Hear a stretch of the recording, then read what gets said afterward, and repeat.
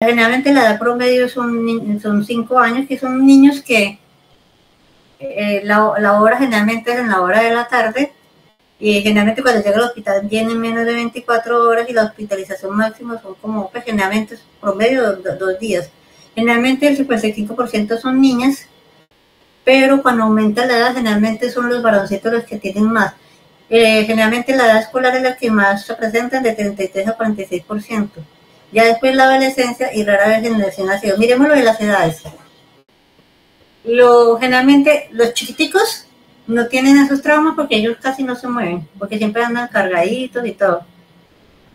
Y entonces generalmente los niños de edad escolar o preescolar son los que más se exponen a accidentes, se montan en cosas, se tiran y todo. Y ya en la adolescencia es una edad también donde pues, los muchachos ya controlan mejor su cuerpo, pero generalmente se ponen en situaciones de riesgo. Entonces, como por ejemplo el hacer deportes extremos y todo, donde pueden ocurrir esos accidentes. Cuando lo veamos en recién nacidos o lactantes hay que sospechar que de pronto. Ahora, generalmente cuando son pequeños los niños, generalmente se da más en niñas, pero ya cuando los niños crecen, generalmente los varoncitos se vuelven más activos y se meten en más cosas, entonces ellos son los que pueden tener más accidentes en esa edad. Vamos a hablar de las niñas del trauma genital. Entonces, están las lesiones accidentales, que puede ser por trauma directo, como golpes en el área genital, que puede ser por una patada, o puede ser por caídas sobre objetos duros o caídas a horcajadas. Es cuando queda, por ejemplo, en un muro, una pierna queda de un lado y la otra queda del otro lado, como que queda como a caballito, como llama la gente.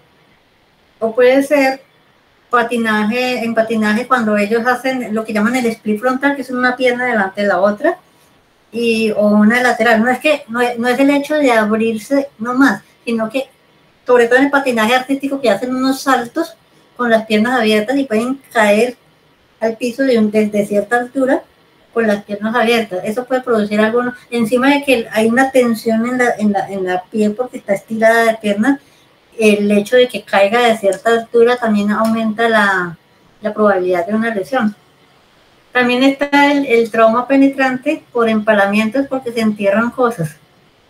Se pueden enterrar lápices o generalmente objetos que pueden haber en la casa, como cuáles. Ahorita les muestro lo del desempalamiento. O también puede ser traumas indirectos en accidentes de tránsito. Esas serían las circunstancias en las que podrían ocurrir los accidentes. Entonces vamos con las caídas o el trauma directo. Entonces en estos casos es un trauma contundente que ocurre a nivel genital, que cuando las niñas caen ahorcajadas, o sea, caen sobre los genitales, generalmente lo que se va a ver, lo que pasa es que aquí, como esta charla le he dado a personas que no son médicos, les explico los nombres de las partes. Por ejemplo, aquí labios menores, ahorita había señalado los labios menores, la parte del periné, la parte del ano, y a los lados están los glúteos, ¿no? Esta es parte de la cara interna de los glúteos. Entonces, cuando una persona cae, se va a golpear sobre las partes más prominentes, o sea, los labios mayores y menores, la cara interna de los muslos y la parte interna de los glúteos. Entonces, si ustedes ven, ahí se ve justamente que se pueden producir lesiones en labios mayores o menores, en el periné, en el glúteo, rara vez en el himen, aunque sí puede ocurrir en el himen, pero para que ocurra un daño en el himen también tiene que ver lesiones a este nivel. O sea, el himen no se ve en una caída de cajadas o en una patada, por ejemplo, en los genitales, nunca vamos a ver al himen solo dañado, tiene que haberse dañado lo de afuera. Otra característica que tienen estos accidentes es que se ve más de un lado que del otro lado, es asimétrico. Y los labios pues generalmente se hinchan mucho porque producen grandes hematomas, a veces pueden parecer como pelotas, y también la cara interna de los muslos se lesiona. O sea, cualquier parte prominente y la lesionada, que pueden lesionarse solamente de esto o puede dañar el himen también, pero el himen, como les digo, no se va a dañar solito, viene acompañado de todo esto. Entonces, Vamos a hablar de los traumas penetrantes, que son por los empalamientos. Entonces, el empalamiento es la introducción de un objeto. Aquí está, por ejemplo, el puy, los huesos del puy, la vejiga. Pues esto es como una charla que he dado a personas no médicas, entonces la uretra. Esta es la cara interna de los labios menores. Está ahí donde iría el himen, el canal vaginal, el útero con las trompas y los ovarios. Y ya más abajo estaría la parte de la horquilla. Esta sería la del perine, la horquilla del perine y el esfínter anal, y ya el conducto anal y ya el recto. Entonces, cuando ocurren empalamientos, entonces el empalamiento, la elección del empalamiento va a depender mucho de la profundidad y en qué trayectoria siga. Entonces pueden dañar, por ejemplo, el sistema urinario, o también la vagina con el útero, incluso puede llegar a cavidad pélvica, o también puede lesionar el recto, el ano, y llegar a cavidad pélvica. Como les decía, la lesión va a depender mucho de la profundidad y la trayectoria que se siga, ¿no?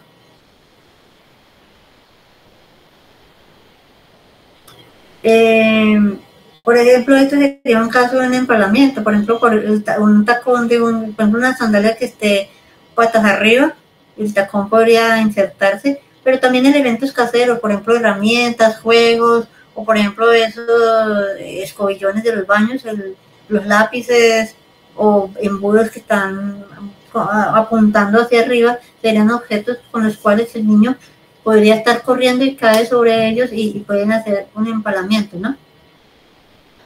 Entonces, el trauma indirecto que se ve en los accidentes de tránsito, y vamos a ver el mecanismo. El mecanismo puede ser un golpe sobre el abdomen que aumente la presión intraabdominal, o puede ser un trauma sobre los huesos del pubis.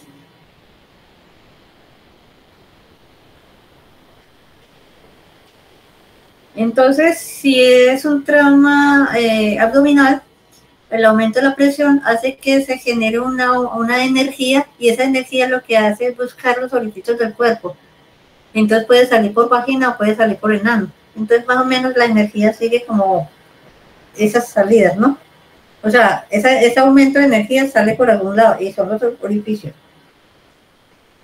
Entonces lo que podríamos ver son lesiones genitales, pero se van a ver como en forma de estallido, que puede comprometer el labio menor, la comisura posterior, que es donde se unen los labios menores por detrás, o los labios mayores, perdón, o el periné. Entonces, esa energía que sale produce lesiones en forma de estallido. Pero entonces uno lo sabe porque uno puede ver que el paciente fue sometido a un aumento de la presión intraabdominal porque recibió un trauma abdominal de gran impacto. Las fracturas de los huesos de la pelvis, esas astillas o esos segmentos fracturados pueden irse hacia los genitales y romperlos también, por vecindad también. Entonces ellos producen, por ejemplo, grandes daños. Aquí se ve la radiografía, que esta lesión de la de arriba produjo todos los daños en toda la estructura de los genitales. Prácticamente ahí lo único que se puede reconocer es la uretra, y eso porque estamos viendo una sonda vesical. De resto ahí no se reconoce nada. Bueno, en los niños, el trauma genital también pueden tener las mismas causas que en niñas. O sea, vamos a encontrar que son por caídas sobre etiquetas o superficies duras,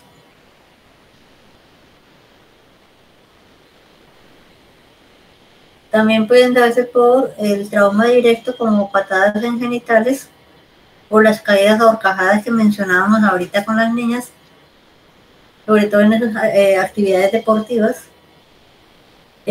También el atrapamiento, por ejemplo, cuando bajan la taza del sanitario y el pene del niño queda metido entre la tapa y el sanitario, es un accidente que se puede dar más frecuente. O por ejemplo las cremalleras en los niños, o también por ejemplo las mamás con los ganchos de pañales también, aunque ya nadie usa pañal de tela, pero si utilizan ganchos, o la mordedura de perros, sobre el área genital, y los traumas, el empalamiento como trauma penetrante o de los accidentes de tránsito como mencionaba ahorita. Entonces, las lesiones que podríamos encontrar sería en el trauma directo, pues en laceraciones o hematomas en escroto o en el pene directamente. O por ejemplo el atrapamiento de sanitarios, entonces se ve la hematoma a nivel por ejemplo del pene o incluso en el escroto, algunas veces con laceraciones dependiendo del peso y la fuerza que haya caído. Luego las cremalleras producen laceraciones y a veces se ve como esa piel que como si se hubiera pelado una fruta, que la piel queda y él queda como el pene desnudo. También están las mordeduras por animales que producen laceraciones o avulsiones. Está el empalamiento. Por ejemplo, aquí se ve un objeto que entra por el escroto, entonces producen heridas penetrantes. Está, bueno, a nivel de niños y niñas, el trauma anal.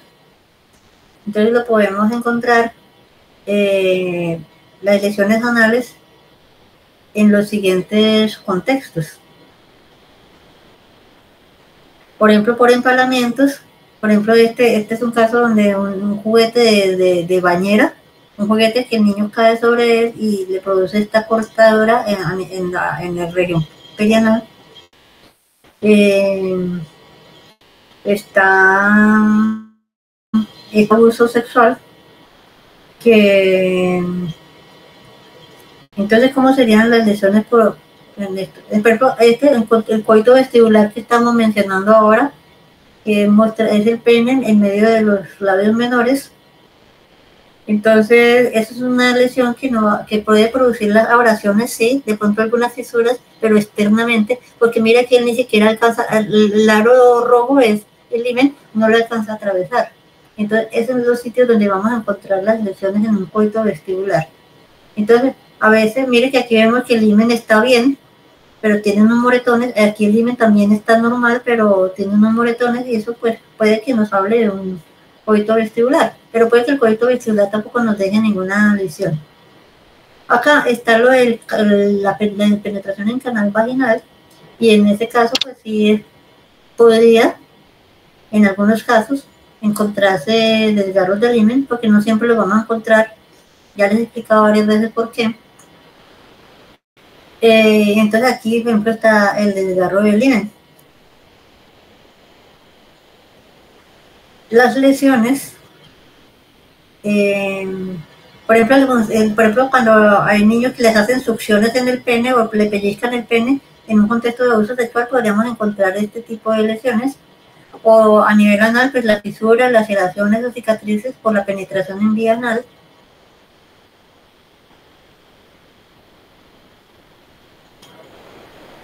Y entonces la pregunta es, ¿cuál es el hallazgo más frecuente en abuso sexual? Pues ya lo hemos contestado varias veces. Es el examen normal. El examen normal es el hallazgo más frecuente. Ya hemos dicho varias veces por qué. Porque el 95% de eso. Entonces, hay dos errores que nosotros cometemos mucho cuando evaluamos víctimas de violencia sexual. Uno, desestimar la violencia sexual cuando no encontramos lesiones. Por ejemplo, por eso quería mostrarles que esas niñas que están diciendo que le metían el que intentó meterle, o incluso que le metió el pene por la vagina y no encontramos nada, eso no quiere decir que no la hayan penetrado. Lo único es que no lo estamos viendo nosotros, pero puede que el relato puede ser cierto, y hay muchas formas de explicarlo. O también, si nosotros vemos lesiones muy, muy grandes, por ejemplo, como esas lesiones donde están, por ejemplo, muy dañadas los genitales, entonces sobredimensionamos la violencia sexual cuando hay lesiones severas. Cuando nosotros vemos lesiones severas, es más fácil que sea por un accidente a que sea por abuso sexual, porque generalmente el abuso sexual, las lesiones no son tan marcadas, no son tan severas. Entre más severo, más probable que sea un accidente. Entonces, hay unas lesiones que simulan abuso sexual, que ya habíamos hablado, por ejemplo, el líquen escleroso diatrófico, porque él se ve como si tuviera sangre debajo de la piel y la gente lo confunde con contusiones. pero es un problema dermatológico.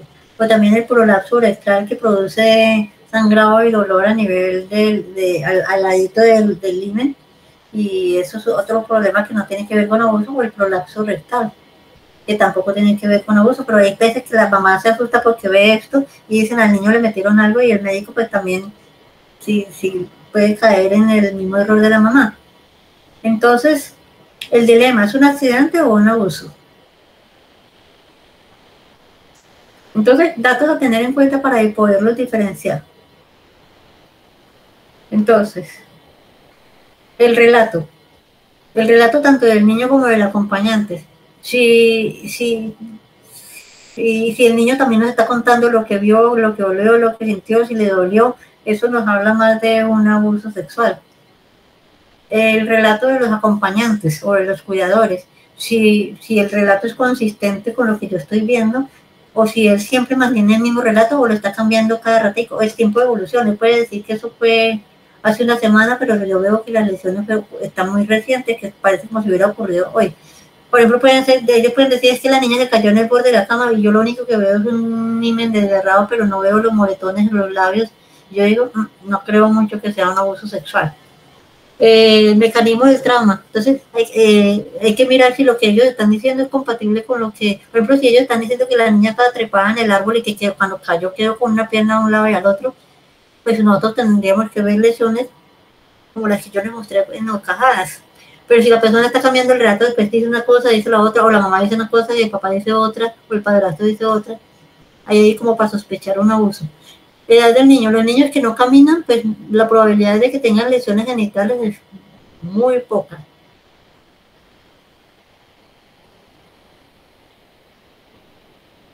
La escena, pues eso no lo vamos a hacer nosotros, pero la policía sí lo podría hacer, como decirle, bueno, si el niño es un empalamiento, vaya al policía a la casa y mire de verdad que sí existe el objeto con el cual, por ejemplo, si era un zapato que tenía el tacón hacia arriba, miren, vayan y busquen el zapato, que solamente en el tacón va a haber las manchas de sangre, o solamente las sangres en la casa cuando el niño se cayó, o por ejemplo el juguetico que estaba en la bañera. Lo que produjo el daño ahí debe estar en la casa y sirve como para la policía para demostrar que sí fue un accidente. La gravedad de las lesiones, entre más severa la lesión, es más probable que sea un accidente. Y muy seguramente puede terminar en una cirugía. Como mínimo debe terminar en observación para saber si necesita ser operado o no. Los diagnósticos diferenciales, pues las patologías que simulan abusos sexuales o accidentes, concepto de especialistas como dermatólogos, ginecólogos, urólogos, proctólogos y infectólogos para saber en qué termina todo este caso. El maltrato físico, cuando los niños son golpeados en traumas directos, en las patadas, por ejemplo, en los genitales y todo, también debemos considerar si el niño, esa patada hace parte de todo un complejo de maltrato físico. Entonces hay que mirar si en los brazos, en las piernas o radiografías que indiquen si el niño de pronto ya tenga unas fracturas o lesiones en diferentes estadios de evolución. Entonces, esto obvio que para resolver el dilema pues necesitamos un trabajo en equipo para poder llegar a la conclusión si esto fue un abuso sexual o si fue un accidente. Bueno, entonces,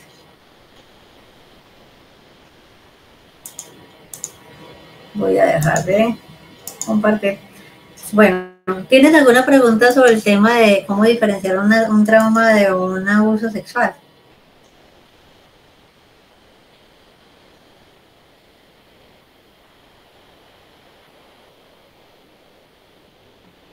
Creo que no. Bueno, es porque estos casos les van a llegar. O sea, a medicina legal no llegan casos de trauma genital, pero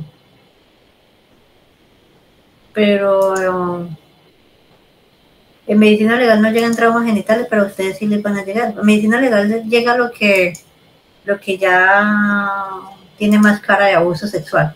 Pero en urgencias sí pueden llegar esos casos donde son niños maltratados o niños abusados, pero vienen a decir que que se cayó de la cama, que se cayó en una parte, que se cayó la otra. Entonces hay como una forma de que ustedes puedan poner como escuchar mejor y va a ponerle más cuidado a cómo se ven las lesiones para empezar a definir si por trauma o por abuso. Yo creo que yo los voy a dejar ahí para que no les coja tarde a ustedes. Y yo creo que para los de Palmira, pues esta era mi última clase. ¿Cierto? Listo, Doc.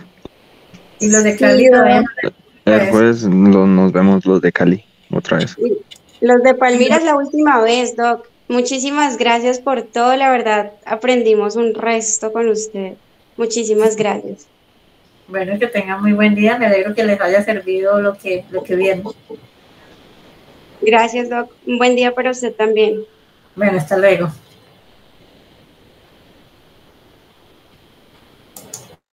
Hasta luego.